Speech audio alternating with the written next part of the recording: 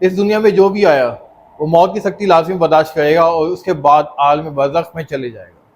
اگر اس نے زندگی میں نیکیاں کی ہیں تو اس کا وہ نیک اعمال اور نیک صلہ دیکھے گا، اور اگر بد کردار رہا اور لوگوں کو اذیت پہنچاتا رہا تو اس کا صلہ اور اس کا انجام بھی برا ہوگا۔ دوستو، ہم نے لاسٹ ایپیسوڈ کے اندر عالم برزخ کے حوالے سے تفصیلی جائزہ لیا، اور اب ہم بات کریں گے قیامت کے مناظر کے حوالے سے۔ آپ دیکھ رہے ہیں النبا سیریز اور میرا نام ہے محمد وسیم۔ قرآن مجید میں یوم محشر کو کئی ناموں سے پکارا گیا ہے، جیسے یوم الدین بدلے کا دن، جیسے یوم فصلی فیصلے کا دن، اور یوم الحساب حساب کتاب کا دن۔ اور یہ ہمارا ایمان ہے کہ قیامت آ کے رہے گی، اور ایک دن ہر انسان جو وہ دنیا میں کر کے آئے گا وہ دیکھ لے گا کہ اس نے کیا نیکیاں کی اور لوگوں کے ساتھ کیسا برتاؤ کیا۔ اس دن ایک ایک چیز کا، اگر اس نے ایک ایک نیکی بھی کی تو وہ اس کا بھی صلہ دیکھے گا، اور اگر اس نے ایک گناہ کیا تو اس کو بھی وہ پائے گا۔ ہم سمجھتے ہیں کہ قیامت آئے گی نہیں، بھول بیٹھے ہیں کہ ایک دن فیصلے کا دن آنا ہی آنا ہے، جہاں پہ ہم تمام اعمال دیکھ لیں گے کہ ہم نے کیا حاصل کیا اور ہمیں دنیا میں کس مقصد کے لیے بھیجا گیا تھا اور ہم کر کے کیا ہے۔ کامیاب ہیں وہ شخص جنہوں نے اپنی زندگیوں کو ویسے ہی گزارا جیسا کہ حکم ہے، جیسا کہ شریعت محبنی میں کہا گیا، جیسے قرآن اور حدیث میں بیان کیا گیا، انہوں نے اپنی زندگی کو ویسے ڈھال لیا۔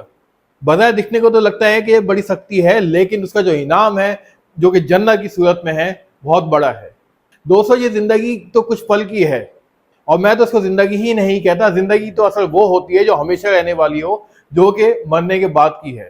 یہ تو ہم مسلمانوں کا ہمارا ایمان ہے کہ ہم نے مرنے کے بعد دوبارہ زندہ ہو جانا ہے۔ اور سب سے بڑی جو چیز ہے وہ یہ ہے کہ ہم یہ سمجھتے ہیں کہ شاید ہم نے مرنا نہیں۔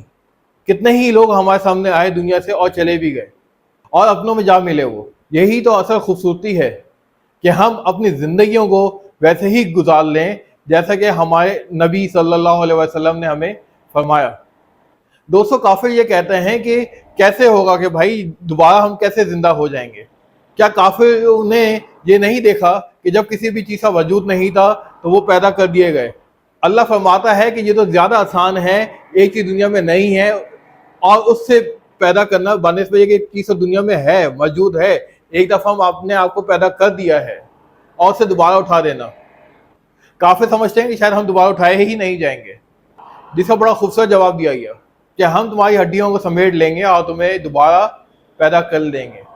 ہم نے تو تمہیں ذلیل نطفے سے پیدا کیا۔ یہ کھلی نشانیاں تو ہیں، اور ہے کیا؟ جیسے کچھ لوگ یہ بھی کہتے ہیں جو کہ نان مسلم ہیں، وہ یہ کہتے ہیں کہ انسان جو ہے وہ مرنے کے بعد کسی اور صورت میں پیدا ہو جاتا ہے، اور یہی اس کا نامہ اعمال ہے۔ جیسے انسان تھا وہ اگلے جنم کے اندر وہ جانور کی صورت میں پیدا ہو گیا، امیر تھا غریب پیدا ہو گیا اور مشکلات دیکھیں۔ یہ اصل میں صلہ ہے جو اس نے پچھلے جنم میں کرم کیے تھے۔ ایسے لوگوں کے لیے جواب ہے کہ یہ کیسا صلہ؟ صلہ تو ہم اس کو کہتے ہیں جس میں آپ کو معلوم ہو کہ آپ نے فلاں نیک کام کیا تھا، اس کا بدلہ آپ کو اس طریقے سے دیا گیا، آپ نے یہ فلاں گناہ کیا تھا، اس کا بدلہ تم اس صورت میں دیکھو گے۔ اب کوئی شخص ہے اس نے پچھلے جنم میں کچھ بھی کیا ہو، لیکن اگلے جنم میں وہ مثال کے طور پہ جانور پیدا ہوتا ہے، تو اس کو کیا معلوم کہ یہ کس گناہ کی سزا اس کو ملی؟ اس کو تو کچھ معلوم ہی نہیں، تو بھی یہ کیسا صلہ ہوا؟ یہ صرف سوچنے والوں کے لیے نشانیاں ہیں کہ نہیں، ایسا نہیں۔ جب اس کو صلہ دیا جائے گا اس کے نیک اور برے کام کا، تو اس کو معلوم ہوگا کہ یہ کس کا بدلہ ہے، یہ کس کرم کی چیز ہے جو اس نے دنیا میں کی۔ اسی طریقے سے صحابہ اکرام نے ایک بار حضرت محمد صلی اللہ علیہ وسلم سے پوچھا کہ انسان جو ہے وہ دوبارہ کس طریقے سے پیدا کر دیے جائیں گے؟ تو آپ صلی اللہ علیہ وسلم نے فرمایا کہ کیا تم نے کوئی بنجر زمین نہیں دیکھی؟ انہوں نے فرمایا جی بالکل دیکھی۔ اب بعد میں تم نے دیکھا ہوگا کہ اس کے اندر کھیت اگائے ہوں، لیکن پہلے بنجر زمین تھی۔ انہوں نے کہا ایسا ہی ہوا، تو اللہ تعالیٰ بھی قیامت کے دن انسان کو اسی طریقے سے دوبارہ پیدا کر دے گا، اسی طریقے سے دوبارہ وجود میں آ جائیں گے کہ بنجر زمین تھی ایک دم سے ہری بھری ہو گئی۔ یہ تو بس ایمان ہے ہمارا کہ ایک دن قیامت کا دن آنا ہی آنا ہے۔ اس میں کئی لوگوں کو یہ بھی سوالات آتے ہیں کہ جب عالم برزخ کے اندر وہ ہر چیز کا صلہ دیکھ لیتا ہے، اگر اس نے گناہ کیے ہوں تو اس کی وہ سختی بھی برداشت کر لیتا ہے، اور نیک کام کیے ہوں تو اس کے لیے راحت میسر آ جاتی ہے، تو پھر قیامت کی کیوں ضرورت ہے؟ اس کا بڑا بہترین جواب ناظرین وہ یہ ہے کہ بھائی اب ہر شخص کا ایک وقت جو ہے وہ مقرر ہے، اور اس نے اس دنیا سے اگلی دنیا میں قدم رکھنا ہے۔ اب اگر اس شخص نے مثال کے طور پہ کسی اسلم نے ظاہر کے ساتھ زیادتی کی، اسلم تو دنیا سے چلا گیا لیکن ظاہر تو دنیا میں ہے، ایسا جب صلہ تو جب ہی ہوگا جب دونوں شخص جو ہیں وہ آمنے سامنے ہوں گے، دونوں شخص ساتھ ہوں گے، ورنہ ظاہر کو تو معلوم ہی نہیں چلا کہ اسلم کو سزا مل گئی۔ اس لیے کہتے ہیں کہ قیامت کا دن، فیصلے کا دن، حساب کتاب کا دن آنا ہی آنا ہے، جس دن دونوں فریق دونوں ایک جگہ پہ جمع ہوں گے اور وہ دیکھ لیں گے کہ اس شخص کے ساتھ کیا ہوا۔ یہ میں آپ کو بتا رہا ہوں کہ قیامت کیوں لازم ہے اور قیامت آ کے رہے گی۔ یہ وہ سوالات ہیں جو اکثر لوگوں کے ذہنوں میں پیدا ہوتے ہیں۔ دوستوں، ہمیں تو ہر وقت تیاری رکھنی چاہیے اس دنیا سے اگلی دنیا میں قدم رکھنے کے لیے، جو کہ ہونا ہی ہونا ہے، کیونکہ اس چیز کے اندر جو ہے کوئی بھی عمر کی قید نہیں ہے۔ ہم تو جانتے ہی نہیں ہے کہ جو اگر رات ہے تو صبح ہم دیکھیں گے یا نہیں دیکھیں گے، اور کب موت کا فرشتہ ہمیں لے جائے گا۔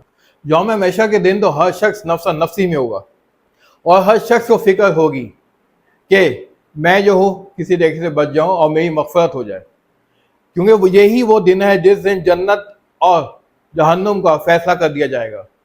آپ کے جو نام اعمال ہیں وہ سیدھے یا الٹے ہاتھ میں دے دیے جائیں گے۔ یہی وہ دن ہوگا کہ جس دن جو شخص کامیاب ہو گیا تو وہ ہمیشہ کے لیے جنت میں چلے جائے گا، اور جس شخص کی پکڑ ہو گئی تو وہ جہنم میں چلے جائے گا۔ مرنے کے بعد کی سیریز کے اندر ہم لوگ بات کریں یوم محشر کے حوالے سے۔ ہم جو ہے اس نفس نفسی کے دور کے اندر ہر چیز بھول بیٹھے ہیں۔ ہم یہ سمجھتے ہیں کہ ہم نے مرنا ہی نہیں، ہم یہ سمجھتے ہیں کہ شاید ہم اتنی عمر لکھوا کے آئے ہیں، جبکہ ہمیں نہیں معلوم کہ ہماری ان سانسوں کی جو ڈور ہے یہ کب ٹوٹ جائے گی۔ اسی لیے کہا گیا ہے کہ ہمیشہ اس چیز کو یاد رکھو جو آنے والی ہے، یعنی کہ موت۔ اللہ